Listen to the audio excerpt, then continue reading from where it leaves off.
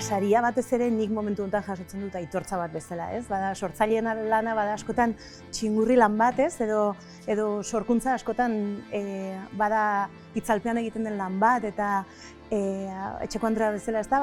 Bada zela baiteko lan bat ez daukala inongo balio eta aitortzarik eta, bueno, gaur bai jasotzen dut zela baiteko, ez? Txingurri lan hortan eta azken 13 urtetan egindako lanaren eta, bueno, Itsaso-bide bakarra proiektuarekin eta bestelako gauzekin, bada zela baiteko autoridade bat esaten didana zoratuta ez nagoela, edo agian bai, zoratuta nagoela, baina ez dela bideokerra, ez? Eta askotan kultur eta sormen industriak edo kulturrekin zainetzan jardutea bada zerbait oso entusiasmotik egiten duguna, eta, bueno, horri guztiari ematea zela baiteko industrian bagarela nor, iruditzen zait importantea dela. Eta askotan badirudi kultur industriale batetik doala eta kultur sorkuntzarek edo kultur sortzailea bagarela zela baiteko artisauak bezala industriaren parte ez garenak, ez?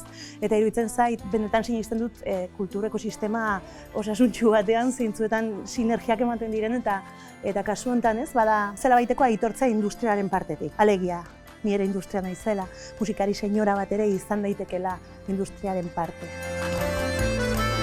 Epe laburrean Mallorcara goaz, min sarietara, hango izendapen bat daukagu diseinu grafikoaren alorrean, orduan, bueno, gaur eta bihar badaukagu zela baiteko espumilloi eta brillantina sobredosi bat, eta horren ostean lanera, orain banabil sorkuntza residentzia batzuk eta bestearekin enkajatzen, eta arte disiplina eta sorkuntza disiplina desberdinetako euskal musikari sortzaileekin lanean, eta orain momentuan zentralean sorkuntzaletik hortan nabil, urte amaieran estreinatuko dugun katxarro eszeniko zoragarri bat sortzen, eta bitartean plazan, sarrirekin, mauziak ez da binorrit, badauzkat zela baiteko proiektu desberdinak eta oso asko nabil gozatzen poligamia musikalarekin.